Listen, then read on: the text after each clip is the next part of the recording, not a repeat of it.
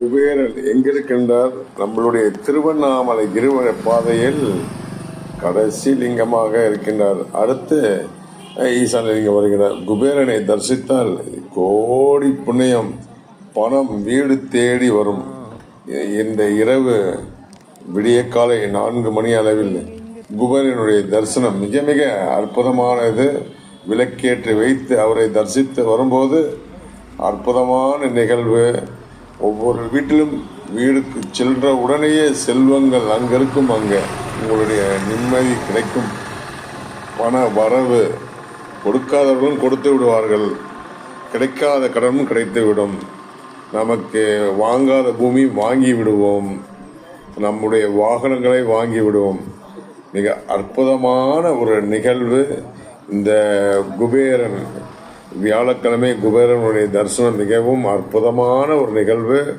இது குரு பார்த்தால் கோடி புண்ணியம், குபேரன் பார்த்தால் பணம் நிச்சயம். இது இந்த விளக்கு ஏற்றி அவரை தரிசித்து வரும்போது இது ஒவ்வொருத்தரும் அந்த குருவை அந்த இடத்துல கிராஸ் பண்ணும் போது அந்த பகவான் குபேரன் உங்களுக்கு பணத்தை கொடுத்து விடுவார். கஷ்டமே இல்லாத ஒரு சூழல் ஏற்படும். மிகவும் மிகவும் அருமையான ஒரு அற்புதமான ஒரு நடப்பயணத்தின் போது உங்களுக்கு நிகழக்கூடிய ஒரு மிக சொற்பமான பணங்கள் நம்ம வீடு தேடி வரக்கூடிய இந்த திருவண்ணாமலை கிரிவலத்தில் உள்ள குபேர லிங்கம் நாம் எப்பொழுதும் காணும் மிகப்பெரிய அதிசய சக்தி.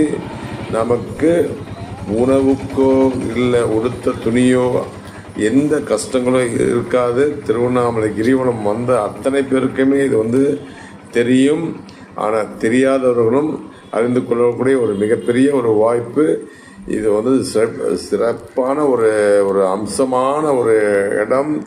இந்த குபேரன் எப்போதும் நம்ம தேடி போகிறோம், அவரே தேடி கொடுப்பார். இது நாம் அங்கே போகும்போது கேட்டால் கண்டிப்பாக கிடைக்கும்.